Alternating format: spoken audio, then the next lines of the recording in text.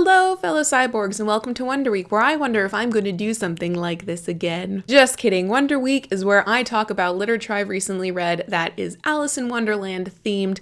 Today is the final day of Wonderweek, and I'm going to be talking about the favorite book that I have read in recent times that pertains to Alice in Wonderland, and that would be Alice by Christina Henry. Before I go any further, however, you deserve a book haiku. Be not a dormouse. Be something with claws that bite, claws that catch, claws that smite. This is a very dark, triggering for sexual abuse and rape book. Triggering in that it pervades this book, it's talked about, but it's never seen. You see the immediate aftermath, you see flashes of remembrance, but there are no graphic detailings of rape in here. I'm very sensitive to that. And though this put me on edge because I was afraid that that was going to happen, it didn't. And it made this a book that was important in how much it talked about rape, the grotesquerie of rape, the horror of rape, the trauma of rape, but you never had to see it. And I was very appreciative of that. This is a book about Alice, who's in a mental institution. Can't remember why. She's got a roommate next door called Hatcher, and they communicate through this little mouse hole at the bottom of the wall. A fire breaks out, she and Hatcher escape, and eventually have to make their way through this world's version of Wonderland. In here are some people we recognize, like the Walrus and the Carpenter, the Cheshire Cat, the White Rabbit. Hatcher is Hatter, and of course, Alice. So as I mentioned before, this talks a lot about rape. And I think that it's really important the way that it does that. In here, there are like ghetto bosses, mob bosses almost. And a lot of them sexually abuse the women in their domain.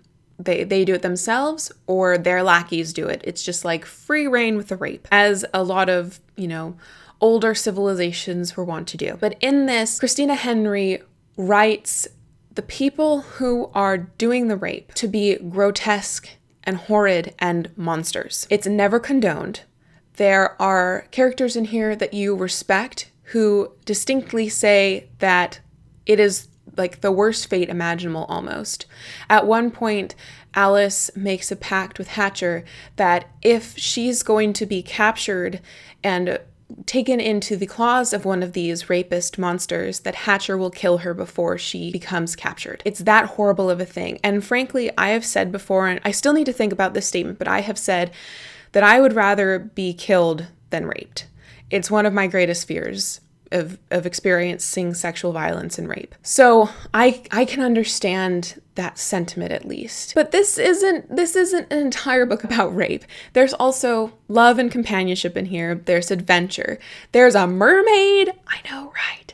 And you get to see a really twisted, dark, almost steampunk version of Wonderland, Victorian version of Wonderland. And that was a really fun world building experience. This is a really, really fast read. I read this in 3 days effortlessly. Every time I'd sit down to read, I'd get through 100 pages. It was freaking fantastic. That rarely happens to me, and I feel like a superhero when that happens. This also plays a lot around with what actually happened to Alice in Wonderland when she went in, she came out with a huge scar on her face and then was put in a mental institution. What happened there? That's one of the big mysteries in here, is what happened to Alice. It's horrible, but she gets through it and she finds a way to reconcile that with who she is now. I loved the ending.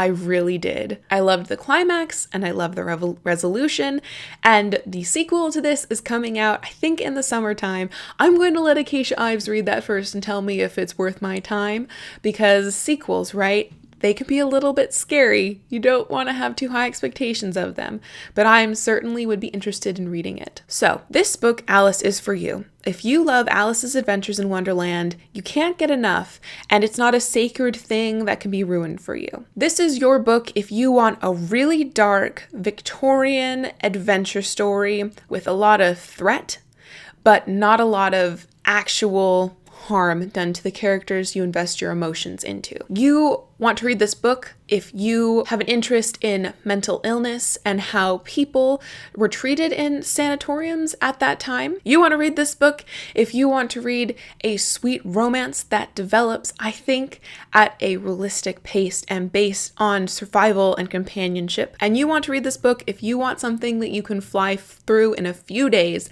that'll be fun, action-packed, and have a really lovely sentiment in here. So if I haven't convinced you to pick up Alice, to try Alice, then I've done this book a disservice, but it was my best that I could do. I really hope that you do decide to pick this up because I think it's an important book.